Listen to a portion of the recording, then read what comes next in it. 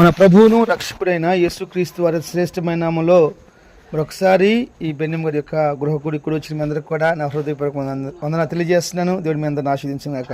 మా ఎట్టున్నా బాగున్నావా? Very good, చాలా సంతోషం. ఒక చిన్న వాక్యాన్ని చదువుకొని ప్రార్థన చేసుకుందాం. దేవుడు మనతో వాక్యం గురించి మాట్లాడగాక. మత్తయి సువార్త 18వ అధ్యాయము 18వ వాక్యం చదువుకుందాం. తీయమ్మా, మత్తయి సువార్త 18వ అధ్యాయము 18వ వాక్యం చదువుకుందాం. అందరు తీసారా?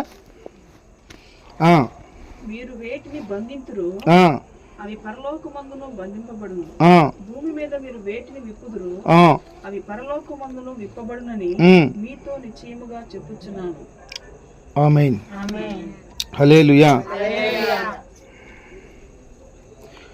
19వ వచనం చదువుకుందాం. మరియు మీలో ఇద్దరు తాము వేడుకొని దేన్ని గూర్చైనను భూమి మీద ఏకీభవించిన అది పరలోకమందున్న నా తండ్రి వలన వారికి దొరుకునని మీతో చెప్పుచున్నాను. హల్లెలూయా. చాలా సంతోషం. ఈరోజు ఒక చిన్న మాటను పంచుకోవాలని ఆశపడుతున్నాను. ఈరోజు దేవుడు మనతో మాట్లాడగాక. దేవుడు వాక్యం ద్వారా మనతో మాట్లాడబోతున్నందుకు చేతుల పైకెత్తి ప్రభు శ్రీద్దామా. స్తోత్రం స్తోత్రం స్తోత్రం స్తోత్రం స్తోత్రం స్తోత్రం స్తోత్రం స్తోత్రం స్తోత్రం స్తోత్రం. హల్లెలూయా. ఈరోజు నేను చెప్పే వాక్యం ఒక పాఠం ఏంటంటే మనసులు కలవటం. ఏంటంటే మనసులు కలవటం. చూడండి,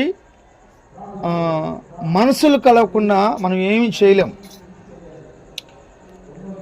మనుషులు కలిస్తే గొడవలు జరగవచ్చు. మనుషులు కలిస్తే ఇద్దరు వ్యక్తుల్ని ఏమైనా చేయొచ్చు. కానీ మనసులు కలిస్తే హాని కలిగించదు. మనుషులు కలిస్తేనేమో హాని జరిగిద్ది, మనసు కలిస్తేనేమో హాని జరగదు. ఒక కుటుంబం ఎందుకు విడిపోయింది అంటే, ఒక కుటుంబం ఎందుకు డాకులు వచ్చిందంటే వాళ్ళు మనుషులు కలిస్తే కాదు. నాకు తెలిసిన కుటుంబం ఉంది. ఆ కుటుంబంలో వాళ్ళ పిల్లలు 24 సంవత్సరాల వయసు, వాళ్ళు 24 సంవత్సరాల నుంచి మాట్లాడుకుంటున్నారు. వాళ్ళ పిల్లల వయసు ఎంతమా? 24 సంవత్సరాల వయసు. వాళ్ళు ఆల్మోస్ట్ 24 సంవత్సరాల నుంచి మాట్లాడుకుంటున్నా. కానీ ముగ్గురు పిల్లలు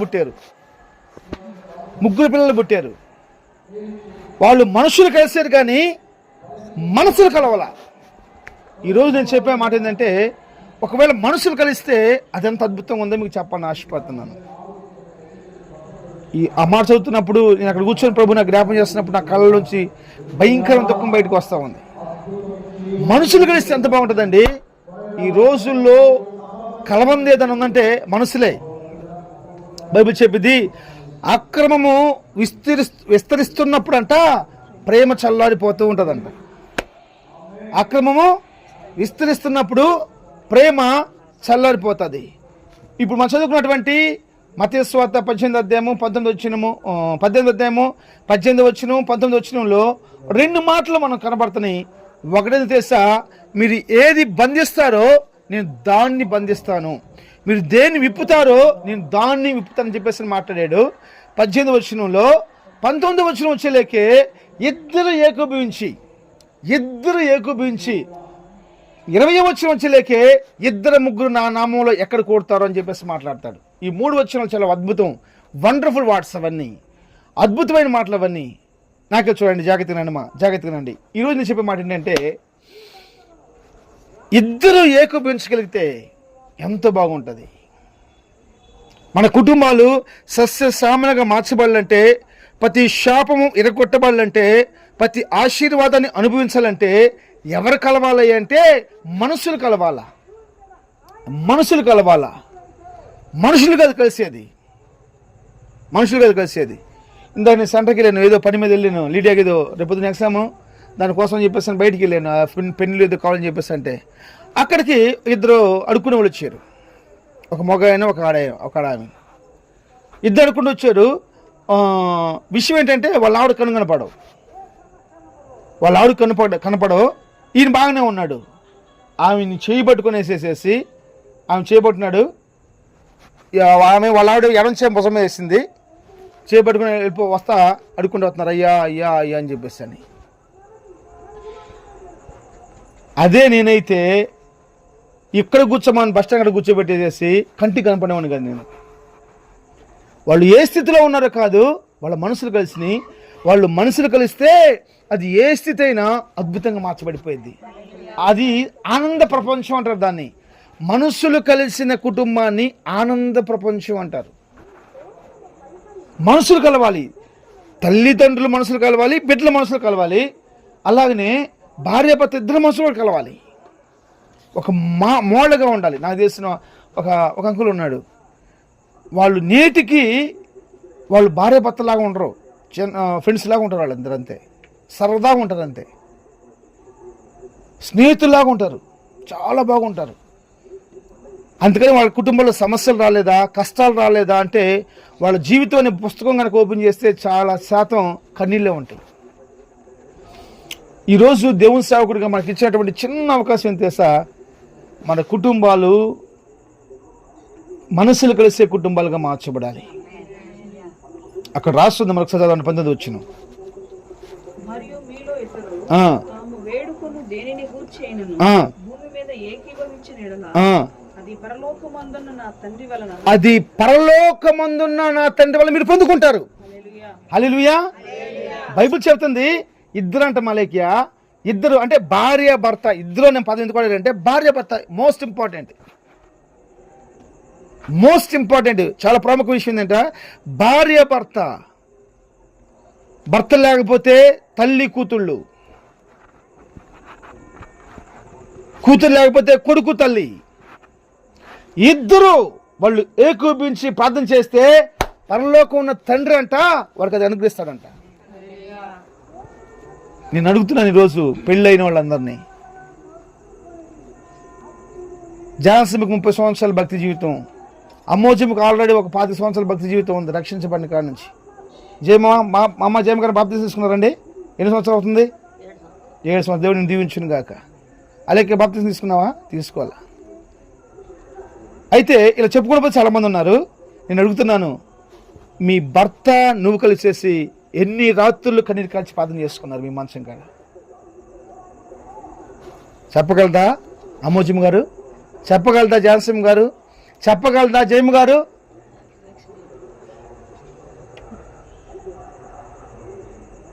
నువ్వు తినే చికెన్ తినాలి, వండేది నువ్వే, ఇద్దరు వస్తే తింటారు ఒకే ప్లేట్ వేసుకొని. అవసరమైతే తినే ఒక్క ముద్ద తినయ్యా, ఒక్క ముద్ద తినయ్యా. ఒక పక్కన కచ్చి పెట్టుకొని తుడుతూ ఉంటారు మూతి. నేను వేదంతో చెప్తాను ఈ మాట, నేను వేదంతో చెప్తున్నాను. ఒకవేళ వాళ్ళిద్దరు కలిసి కనుక ప్రార్థన చేసి కన్నీరు కార్చి ఉపవాసం కడుపులు కొట్టుకుంటే పరలోకంలో ఉన్న తండ్రి ప్రతి ఈమె అనిపిస్తారటమ్మా. ఇంకేం లేదంతే. చాలా కుటుంబాల్లో కొన్ని కుటుంబాలు చూస్తున్నప్పుడు మా తండ్రి చచ్చిపోతాడు, తల్లి చచ్చిపోయిద్ది. ఎందుకు చచ్చిపోయారు? కారణం తెలీదు, విషయం తెలీదు. కారణం చెప్పమంటారు, ఒకటే రీజన్. ఏం రీజన్ అంటే వాళ్ళకి ఏకీభవించి భక్తి చేసే విషయం తెలీదు. అనంతపురంలో నాకు తెలిసిన ఒక ఫ్యామిలీ ఉంది, అనంతపురంలో. నాకు చాలా ఇష్టం ఆ చర్చికి వెళ్తారు వాళ్ళు, చాలా ఇష్టం ఆంటీ నాకు. మంచి ప్రార్థన పర్రాలు నా దగ్గర కూర్చొని నా చేత పాట పడుచుకుంటుంది, ప్రార్థన చేసుకుంటుంది. మేము చెన్నైలో ఉన్నప్పుడు వాళ్ళ ఇంటికి వచ్చింది, వాళ్ళ అక్క వాళ్ళ ఇంటికి వచ్చింది. ఎలా వచ్చిందంటే ఇట్లా వంగిపోయేసేసి సన్నగా ఉంది వచ్చేసింది. ఆమె నర్సు అనమాట, వాళ్ళ అక్క రిటైర్డ్. బాగా చూసుకుంది, మళ్ళీ నాలా తయారు చేసింది. ఎప్పుడైతే ఆమె రోగంలో మంచం పట్టుకుని ఇద్దరు కొడుకులు అమెరికా పోవడానికి అన్ని విషయాల్లో ప్రభు సహాయం చేశాడు. వాళ్ళ అమ్మకి బాగాలేక ఇద్దరం అయిపోతే అమెరికా పోవడం క్యాన్సిల్ చేసుకున్నారు. తల్లిని చూసుకుంటూ అక్కడ ఉండిపోయారు. వాళ్ళ లైఫ్ని త్యాగం చేశారు తల్లి కోసం. అది చూసినాక భర్త అప్పుడు మారు మనసు పొందాడు. మంచి ఇంజనీర్ అయినా, మంచి రైల్వే ఇంజనీర్ అయినా అప్పుడు మారాడు. నేనంటాను, ముందే గనక ఒక మారు మనసు పొంది బాప్తిసం తీసుకొని ఇద్దరు కలిసి ప్రార్థన చేసుకుంటే ఈ మాటలు కష్టం ఉంటే దయచేసి నాకు క్షమించండి. గుర్తుపెట్టుకోండి మా, ఒక వ్యక్తి ప్రార్థన చేస్తున్నారు అంటే దెయ్యం వాళ్ళ మీద పనిచేయదు. ఒక వ్యక్తి ప్రార్థన చేయట్లా అంటే దెయ్యం వాళ్ళ మీద పనిచేస్తుంది. ప్రార్థన చేసే భార్య ఉన్నప్పుడు ప్రార్థన చేయని భర్త ఉంటే ఆ దెయ్యాలు మొత్తం ఈ పై మీద వస్తూ ఉంటాయి. ఇది సత్యం మాట్లాడుతున్నాను, నిజం మాట్లాడుతున్నాను. ఇది నిజం, నేను మాట్లాడుతున్నది. నన్ను తిట్టినా పర్లేదు, వాళ్ళతో కొట్టినా పర్వాలేదు. ప్రార్థన చేసే భార్య ఉన్నప్పుడు ప్రార్థన చేసే భర్త కూడా మార్చబడాలి. భర్త కూడా ప్రార్థన చేసే భర్తగా మార్చబడాలి. ప్రార్థన చేసే భర్త ఉన్నప్పుడు భార్య కూడా ప్రార్థన చేసే భార్యగా మార్చబడాలి. నేను చెప్పడం లేదు, వాళ్ళు ఇద్దరు ఏకీపిస్తారంట. పరలోకమందున్న తండ్రి ఏం చేస్తాడు? సఫలపరుస్తాడంట. ఒకవేళ లేకపోతే ఈరోజు ప్రయత్నించండి. ఒక 10 నిమిషాలు చెన్నైలో దేనికి పనికిరాదు నా కుటుంబం, దేనికి పనికిరాదు నా కుటుంబం. నేను రక్షించబడ్డాక ప్రభు నమ్ముకున్నాక నేను పెళ్లి చేసుకున్నాను. మేము చెన్నై వెళ్ళాం. ఆల్మోస్ట్ నా జీవిత కాలంలో నేను నా భార్య ప్రార్థన చేసుకోకుండా నిద్రపోయిన రోజులు ఇవ్వండి. నేను నా భార్య నడుచుకుంటూ, అంటే సొంతగా మాకు సైకిల్ కూడా లేనప్పుడు ప్రార్థన చేసుకుంటున్నాము. ఆల్మోస్ట్ కారులో తిరిగేటప్పుడు కూడా ప్రార్థన చేసుకుంటాం. మనలా సైకిల్ మీద తిరుగుతున్నాం, సైకిల్ లేనప్పుడు నా కాళ్ళ మీద నడుచుకుని పోతున్న సమయంలో కూడా మేము ప్రార్థన మానలేదన్నా రమ్మవన్నా. కారులో దిగుతున్నప్పుడు కూడా మాకు సుఖం వచ్చిందని చెప్పేసి ప్రార్థన మానలేదు. స్టిల్ ఈరోజు మేము సేవకు వచ్చినాక వాళ్ళు చేసే ప్రార్థనలు, మేము చేసే ప్రార్థన కొంచెం ఎడమస్తున్నాం, కానీ ఏ రోజు కూడా మేము ప్రార్థన మానలేదు. మా బ్లెస్సింగ్కి, మా సమాధానం, మన ఒకరు ఫోన్ చేసి అంటున్నారు, అన్న ఒక మాట అడుగుతాను, మిమ్మల్ని ఏమనుకోదని చెప్పి అంటున్నాడు. ఏందో నాకు భయం వేసి నేను అడగమన్నాను, మీరు ప్రేమించి పెళ్లి చేసుకున్నారా, పెద్దలు చూసి పెళ్లి చేస్తారని అడుగుతున్నారు. మాకేముందండి అసలు? ఎందుకు వస్తాయి గొడవలు? ఎందుకు వస్తాయి తలక నొప్పి? ఏమ్మా ఎందుకు వస్తాయి? ఇంట్లో చూసుకోవాల్సిన డ్యూటీ ఆమెది, బయట చూసుకోవాల్సిన డ్యూటీ నాది. ఈ రోజు వరకు కూడా స్టిల్ బయట ఏం జరుగుతుందో, ఏం చేస్తున్నామో తెలియదు. అలాగే ఇంట్లో ఏముందో కూడా నాకు తెలియదు. ఈ రోజు కూడా నా ఆధార్ కార్డు కావాలంటే, పిల్లల ఆధార్ కార్డు కావాలంటే ఆమె తెచ్చేయాలి. నాకు తెలియదు, నేను పడుచుకోవాల్సిన అవసరం లేదు. నాకు ఒక టవల్ కావాలని, హ్యాండ్ కర్చీఫ్ కావాలని నేను చూసుకోను. ఇంటి కాంపౌండ్ వాళ్ళ లోపల మొత్తం ఆమె రైట్స్, కాంపౌండ్ బయట మొత్తం మందే. ప్రజలో హల్లెలూయా. మగోడు ఎప్పుడైతే అలాంటి బాధ్యతలకు వస్తాడో కుటుంబ సస్యశ్యామలకు మార్చబడిపోయింది. స్తోత్రం, హల్లెలూయా.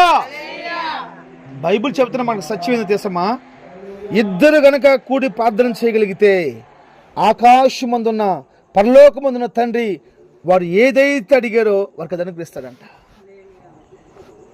నిండు వృద్ధాప్య మందు శారా అబ్రహాములు మరణించారండి. నిండు వృద్ధాప్య మందు. అయితే ఆల్మోస్ట్ 123 సంవత్సరాలు ఇది బతికింది శారమ్మ. చదవండి 23వ అధ్యాయము, ఆదికాండం మొదటి 2 వచ్చిన చదవండి. ఆదికాండం 23వ అధ్యాయము త్వరగా.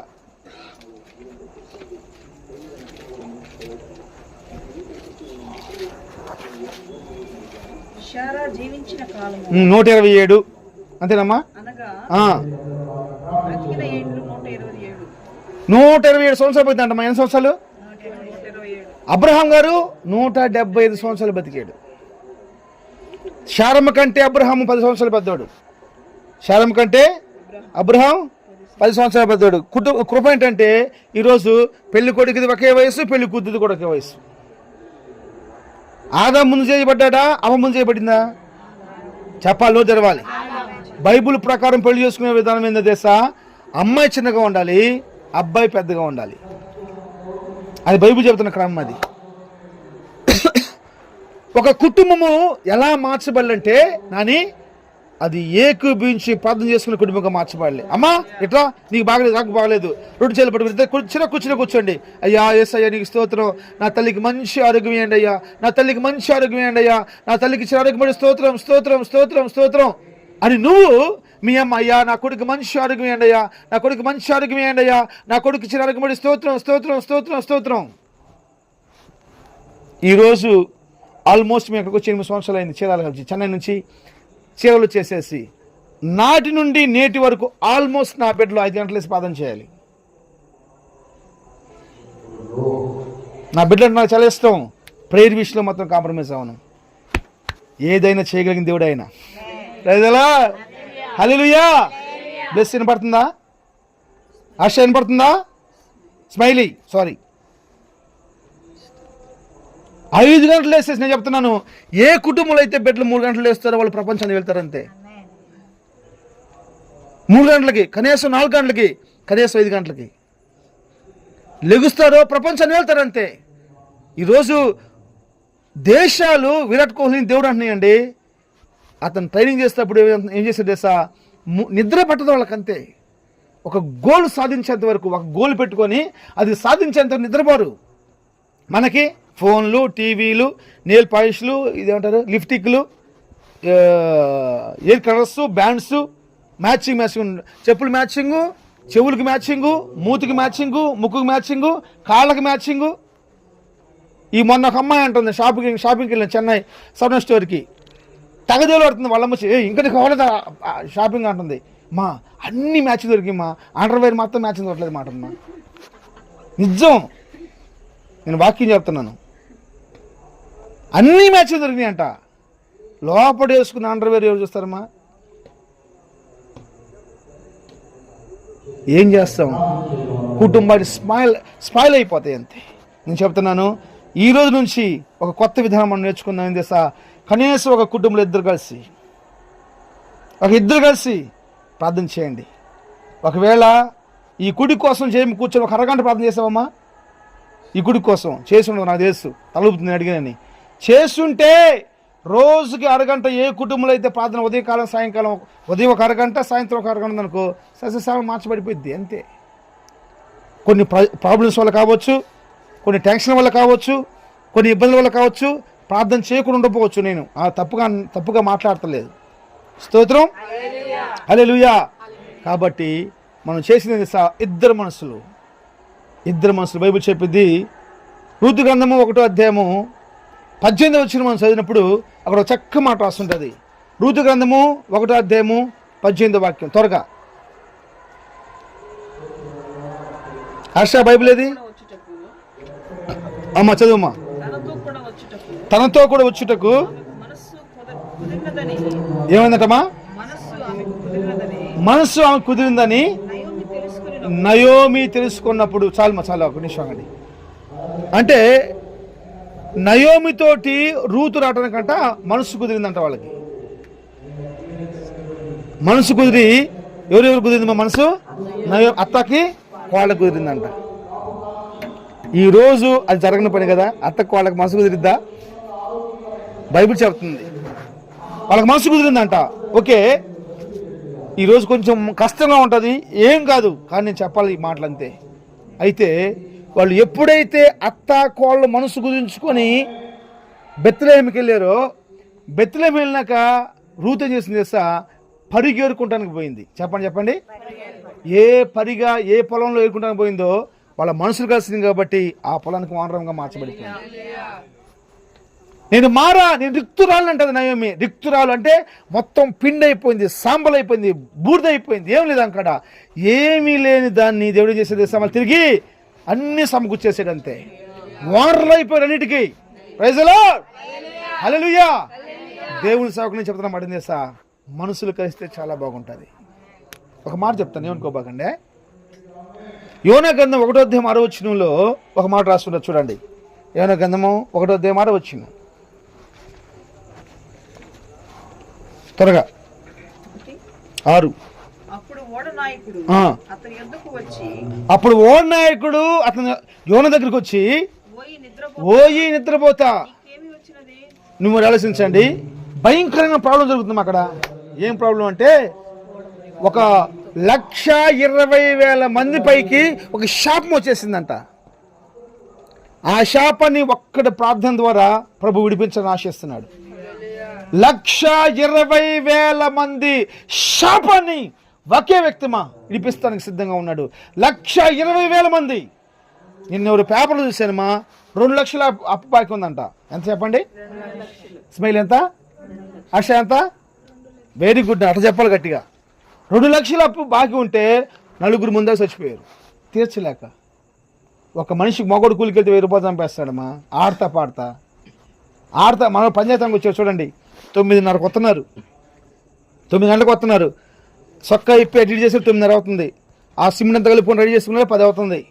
అప్పుడు మామూలు కాఫీ ఇస్తారు అనుకుంటా, ఆరిపోయిన కాఫీ ఇచ్చేది. మళ్ళీ అఫ్ అని తాగేలేకే ఒక అరగంట, 10:30. చూస్తా ఉండగానే మళ్ళీ సిమెంట్ ఎండిపోయింది. దాని నీళ్ళు పోసలేక 11, 12:30 కల్లా 12:15 కల్లా 12:30 కల్లా అన్నంకి వెళ్తారు. 2:05కి వస్తారు. సాయంత్రం ఇందాక మా వాళ్ళు పైకి వెళ్ళాను 5:30కి. 5:30 కళ్ళేరు పైన దిగేసి వెళ్ళిపోయారు. ఒక మాట్లాడదాం చూద్దాం పోయే పైకి పని చేస్తున్నారని చెప్పేసి అని కనపడితే వెళ్ళిపోతున్నారు. కూలి 10 రూపాయలు. ఆడతా పాడతా మొగోడు 20 రూపాయలు, ఆడొక 700 రూపాయలు. ఎంత అయింది? 1700. అబ్బా బలి చెప్తాను లెక్క. 1700. ఎంతమా? 1700. 1700 × 30 ఆల్మోస్ట్ 52,000 రూపాయలు. నెలకి 52,000 రూపాయలు. 2 నెలలు చేసుకుంటే 1,00,000 రూపాయలు. సంవత్సరానికి ఎంత? ఆల్మోస్ట్ 6 లక్షల రూపాయలు. రోజుకి 1000 రూపాయలు ఇక్కడ ఖర్చు పెట్టినా కానీ 3 లక్షలు వాళ్ళకి ఏంటి మిగులుతాయి డబ్బులు. పిల్లలు చదువుకుంటున్నా రోజుకి 1000 రూపాయలు ఖర్చు పెట్టుకున్నా కానీ ఆఫ్టర్ ఆల్ 2 లక్షల రూపాయలు అప్పు తీర్చుకోలేక ఎంత సోమరులై ఉంటారు, ఎంత పనికి మనలై ఉంటారు. కొంతమంది ఉంటారండి, కుటుంబం ఎంత పాడైపోతున్నాం కానీ వాళ్ళకి అసలు చలనమే ఉండదు. అంతే, ఎంత పాడైపోని కుటుంబం ఎంత దీన స్థితిలో ఉన్నాయి. అయ్యో మా అమ్మ ఎంత కష్టపడుతుంది, మా నాన్న ఎంత కష్టపడుతున్నాడే, మా అమ్మమ్మ ఎంత కష్టపడుతుంది, మా నాయనమ్మ ఎంత కష్టపడుతుంది, మా తాత ఎంత కష్టపడుతున్నాడే, మా అన్న ఎంత కష్టపడుతున్నాడే, మాకెంత కష్టపడుతున్నాడే. అస్సలు నిజంగా మరొకసారి రాంబాబాని కాలేక నాకు వందనాలు చెప్తున్నాను. వాళ్ళ తమ్ముడు బాగాలేక హాస్పిటల్లో ఉంటే ఎంత బాగా చూసుకుంటున్నారు. ఎవరి మీద చూసుకునేవాళ్ళు ఈ రోజుల్లో. మా ఇంట్లో నాకు ఒక ఆవిడ ఉంది, ఆవిడకు ఒక తమ్ముడు ఉన్నాడు. ఆమెకి ఆపరేషన్ బాగా లేకపోతే కనీసం వచ్చి తొంగి చూడాల. అంత అయిపోయి ఇంటికి వచ్చినాక అప్పుడు వచ్చాడు, ఎప్పుడుకో వచ్చాడు, 1 నెలకు 2 నెలలకు వచ్చాడు. అది మా కృప. నాని చెప్తున్నాను జాగ్రత్తగా. అలాంటి అక్కా బావతో నీ ఎదురిస్తాం. Praise the lord. దేవుడికి నువ్వు స్తుతించాలి. వాళ్ళ కుటుంబాన్ని బట్టి ఎవరు పట్టించుకుంటారు? ఎవరు పట్టించుకుంటారు? ఏం చేసా మీ అక్కకి, ఏం చేసా మీ బావకి, ఏం చేసావన్నా? కానీ ఎంత ప్రేమ చూపించారు నీ పైకి చూడు, ఎంత ఇష్టం చూడు. అంతే నేను చెప్తున్నాను. వాళ్ళకి నువ్వు వేస్తున్న ఎండి బంగారం ఏం అవసరం లేదు. నువ్వు చేసింది ఎంతేసా నీ విషయమై వాళ్ళు సంతోషించాలి. ఏమ్మా, నీ విషయమై వాళ్ళు సంతోషించాలి. నా తమ్ముడు బాగున్నాడు, మా బామతి బాగున్నాడు, వాడు మంచిగా పెళ్లి చేసుకున్నాడు, పిల్ల పాపతో చక్కున్నాడయ్యా, నాకు ఇంకేమొద్దయ్యా, మంచిగా మందిరం కడుతున్నారయ్యా, ప్రార్థన చేసుకున్నారయ్యా, ఇంకేమొద్దయ్యా అన్నట్టుగా నువ్వు జీవిస్తే వాళ్ళ సంతోషమే. ఏనా? హల్లెలూయా. దేవుడు నీకు అలాంటి కృప దయచేయను గాక. Praise the Lord. దాన్ని బట్టి మరొకసారి ప్రభువుని స్తుతిద్దామా? స్తోత్రం స్తోత్రం స్తోత్రం స్తోత్రం స్తోత్రం. నేను చెప్తున్నాను, రేపుతున్నాను మిమ్మల్ని. మేము తక్కువ చేసి మాట్లాడతలేదు. మీరందరూ చాలా మంచివాళ్ళు. కానీ కొన్నిసార్లు మన అపజయానికి కారణం, కొన్నిసార్లు మన అవమానానికి కారణం తెలుసా? ఏక మనసు లేకపోవటం. యోనా ఒక్కడ ప్రార్థన చేస్తే, ఒక్కడ ప్రకటిస్తే 1,20,000 మంది మారుతారు. కానీ ఒక కష్టం వచ్చింది. నేను అది చెప్పడం సమయం కాదు, కానీ వాడ అడుగు భాగానికి వచ్చి వెళ్ళిపోయేసేసి నిద్రపోతున్నాడు. నేను అంటాను, నీకు ఏ ప్రాబ్లం ఉందో ఆ ప్రాబ్లం దేవునితో చెప్తే దేవుడు ఏంటమ్మా? బైబుల్ చెప్పింది నాకు చాలా ఇష్టమైన మాట. 107వ కీర్తన 6వ వచనం అనుకుంటా, చూడు ఒకసారి. సామ్స్ 107 verse 6 అనుకుంటాను. చూడండి మా ఒకసారి త్వరగా.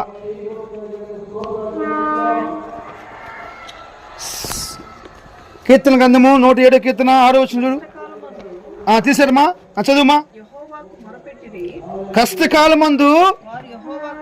కష్టకాలమందు వారు యెహోవాకు మొరపెట్టిరి, ఆయన వారి ఆపదల నుండి విడిపించెను. Praise the lord. ఎప్పుడు మొదలుపెట్టారు? భూలోకంలో మన కష్టం ఉంది. ఇప్పుడు 1000 రూపాయల చెవులు ఉన్నారు ఎవరన్నా? 10,000 చెవులు ఉన్నారా? 1,00,000 రూపాయల చెవులు ఉన్నారా? లేరు. బైబిల్ చెప్తుంది కష్టకాలంలో ఆపదల నుంచి తప్పిస్తాడంట.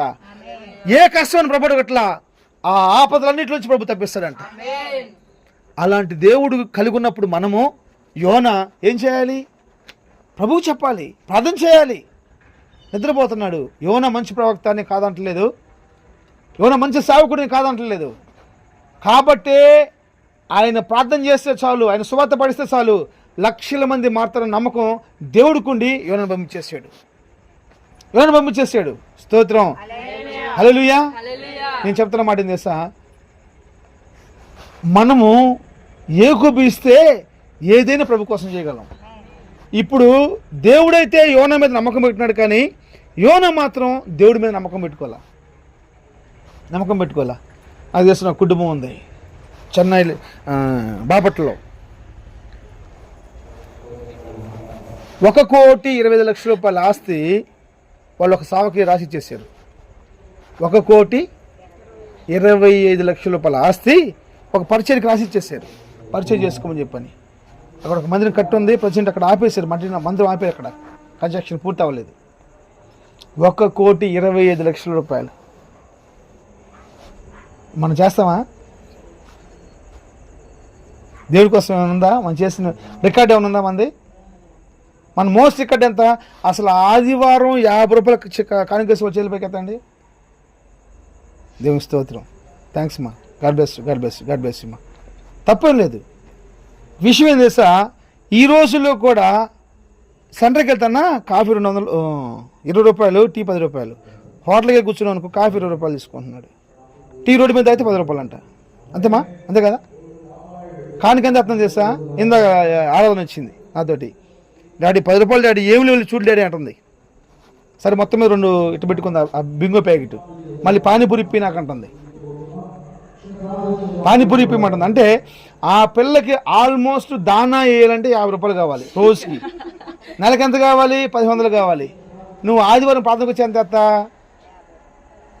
50 రూపాయలు కూడా ఎగురు ఎత్తున్నారమ్మా. 20 రూపాయలు, 10 రూపాయలు. అది కూడా అసలు ఎంత త్యాగమో అసలు. బిఫోర్ ప్లాన్, ఇంటికాడే ప్లాన్ అనమాట. అరే నీకు 10 రూపాయలు ఉన్నాయా, నీకు 10 రూపాయలు, నీకు 20 రూపాయలు ఉన్నాయా? ఓకే అందరు కొనియా, వెరీ గుడ్, అందరు కొనియా, పండి రే కొనుక్కోబాకండి రా, కానుకేయండి రా, కావును నీకు నిజమ్మా, నిజం తల్లి, కావును నీకు మళ్ళీ చెక్కిస్తాను రా. ఏం చేస్తా? మాట నమ్మతే ఈరు రే ఇంటికి పోయి కానకనే. నేను మా అమ్మోళ్ళు 10 రూపాయలు వచ్చి లోదం చర్చి ఆపోజిట్ వీళ్ళది ఉండేది చర్చి, బెరాక చర్చి. మన పెద్ద చర్చి ఉంది కదా, లోదం చర్చి, ఎర్ర చర్చి, దానికి ఆపోజిట్లో ఉండేది. మీకు తెలుసు తెలీదు. అప్పుడు ఈ అమ్మమ్మని చూసావా, పాలిన ఆంటీ వాళ్ళ అమ్మ నన్ను సండే స్కూల్ ప్రార్థన తీసుకెళ్ళేది అనమాట. ఇక నన్ను ప్రార్థన కంటే 10 రూపాయలు ఇచ్చేవాడు మహానుభావుడు, యేసు రక్తం నుంచి. ప్రార్థన కంటే 10 రూపాయలు ఇచ్చేవాడు, కొనుక్కుంటే 20 పైసలు ఇచ్చేవాడు. ఇక నేనేం చేసేవాడిని, పోయినాక వాళ్ళందరూ ప్రార్థన ఉంటారు, నేను పాసన బయటకు వస్తాను, ఈ మొత్తం కొనుక్కొని తినేస్తాను అనమాట. నిజం చెప్తున్నాను. నాకు పాత బైబిల్ ఒకటి ఇచ్చేవాళ్ళు అనమాట. ఏం చేసేవాడిని, అందరూ వస్తువులు ఉంచున్నాడు కానుకేయటానికి, నేను కూడా పోయి కానుకేయాలి. వేయిపోతే నన్ను అడిగేవాళ్ళు ఎవరు లేరు, కానీ మనం అట్ట ఊరుకోం కదా. అందుకని చెప్పేసి బైబుల్లో తెల్లగున్న పేపర్ కొంచెం మూల చింపేసేసేసి తీసుకుని పోయి నేను కూడా వేసేవాడిని. నిజం చెప్తున్నానమ్మా. అలాంటి వాడిని దేవుడు మార్చుకున్నాడు. రైతులా నా సర్వస్వాన్ని ప్రభుకి దారబెట్టేకి ఇష్టపడ్డాను. నా కష్టం మాత్రమే కాదు, నా సుఖం మాత్రమే కాదు, నాలో ఉన్న ప్రతి ఒక్కటి నా యేసయ్య కోసం డెడికేషన్ చేసుకుని ఈరోజు. ఆ రోజు నన్ను పాల్గొట్టేవాడు యేసయ్య, కానీ ఆ రోజు ఎందుకు వచ్చుకున్నాడంటే ఈ రోజు నా కోసం ఈ విధంగా చేస్తాడని చెప్పని. రైతులా లేనప్పుడు మనం ఏం చేయం, ఉన్నప్పుడు కూడా మనం ఏం చేయం. ఆయన ఏం చెప్తాడంటే, ఆయన మన కష్టకాలం మందు మన ఆపదల్లో నుంచి విడిపిస్తాడంట. ఆయనకు మొరపెట్టుకోకపోతే ఇంకెవరికి మొరపెట్టుకుంటామా మనం? అలాంటి మంచి స్నేహితుడు ఉంటే బైబిల్ చెప్పిద్ది, ఆయన మన బాధలు ఎరిగినవాడంట. హెబ్రీయులకు రాసిన పత్రిక 4వ అధ్యాయం 15వ వచనం రాసి 15, 13 చూడము ఒకసారి. ముగించేస్తున్నాను నేను, టైం ఎంత అయింది త్వరగా. హెబ్రీయులకు రాసిన పత్రిక 4వ అధ్యాయము 13వ వచనం 15వ వచనం చూడు ఒకసారి. 15వ వచనమేనా? 15వ వచనం. మన ప్రధాన యాజకుడు మన బలహీనతల యందు, మన బలహీనతలు, మన రోగాలు, మన ఇబ్బందులు, మన ఇరుకుల్లో అంట సమానమైన అనుభవం కలిగిన వాడంట. హల్లెలూయా. నేను చెప్తున్నాను, ఈ రోజు నుంచి అయినా సరే అలేఖ్య రాంబాబు అన్న ఇద్దరు కలిసి కూర్చొని ప్రార్థన చేసి అన్నం తిని పడుకుంటే ఎంత బాగుంటుంది. హల్లెలూయా. దేవుడు మీకు భార్యాభర్తలుగా ఉన్న ప్రతి ఒక్కరికి అలాంటి కృప దయచేయను గాక, అలాంటి ఆత్మ దయచేయను గాక. స్తోత్రం. హల్లెలూయా. దేవుడి మాటలు దీవించును గాక. లేసుల పైన ప్రార్థన చేసుకుందాం.